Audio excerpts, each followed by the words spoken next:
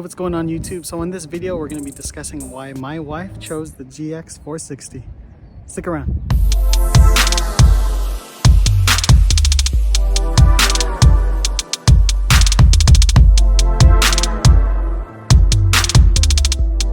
It's quite simple really. With our budget, the Gx460 was the most capable SUV there was available. We were looking for something that could be daily driven and taken off-road on the weekends. A very capable SUV. Body-on-frame construction, 4-wheel drive, 2-speed transfer case, a center locking diff, decent ground clearance. I mean, this thing was definitely built to go off-road. As a daily driver, you're completely aware that this is a LEXUS. It's very smooth, it's very cushy. Biggest drawback is the fuel economy. This motor is a dinosaur compared to what's out there now. The interior isn't too special, but it is really nice for something from this generation. I do have to admit though, in regards to cargo space, this isn't the most spacious SUV even with the third row down. The swing out tailgate with the pop-up glass is actually really cool because you don't see it every day, but it needs some getting used to. It does have its advantages and disadvantages compared to a traditional tailgate. Aesthetically, I love how it has a little bit of old school boxiness to it, especially compared to all the modern SUVs out now. I mean, most of them you can't even call them SUVs.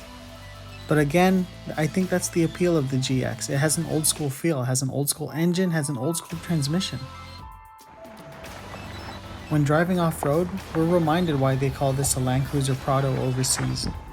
You don't expect something so comfortable and cushy on the inside to be this capable off-road.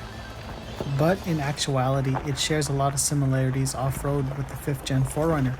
I think the only thing that can really set them apart is how it feels on the inside while you're driving. Not only are you comfortable as the driver, but your passengers would be too. Watching the GX from behind, you can tell that this is not your typical mall crawler. You can see that it's taking on this rocky road pretty easily. It almost moves exactly the same as that 5th gen 4Runner in front of it. But like I said earlier, what sets it apart from the 4Runner is the luxury feel on the inside, and that's what brings it back to being a Land Cruiser. The capabilities off-road and the amazing drive on the inside. Again, the biggest downfall of the GX would be the miles per gallon. The lack of modernization in the engine and the transmission definitely bring the MPGs down. What this dinosaur of a V8 lacks in miles per gallon makes up for in reliability. So now let's talk about how the GX drives on-road. On-road, the GX is very smooth. It's very quiet in here. You know, all that cushiness that I was talking about really translates on-road, but you do get a lot more body roll. But that's just being body on frame. Be a sacrifice when you talk about the benefits off-road, right?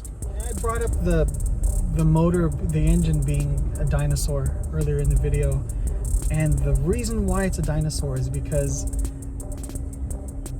it not so much like the technology of the engine and all that, but it's the idea of the engine. Gas mileage is almost a second thought. The only thing they worried about for this motor was reliability, and that's, you know, that's Toyota. And I should say I didn't have that much input when she decided to go with the GX.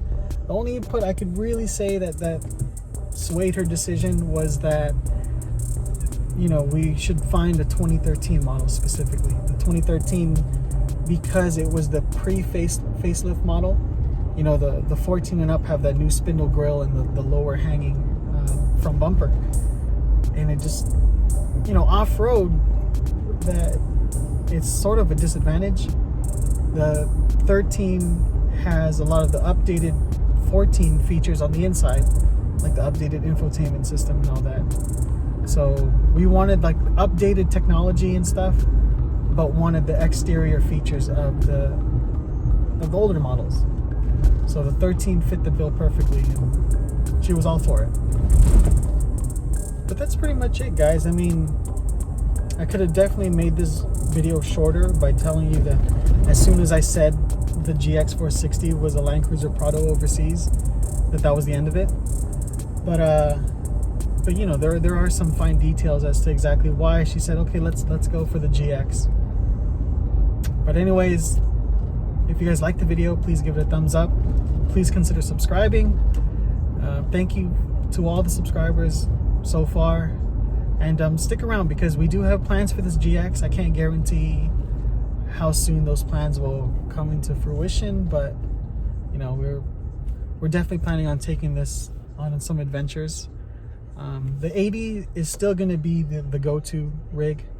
The 80 is still going to be the thing that we take to the range and you know, do a little more of the dirty off-road driving, I guess. Not to say because the GX can't do it, but because the GX is her daily driver. And the gas mileage, obviously. Thanks again, guys.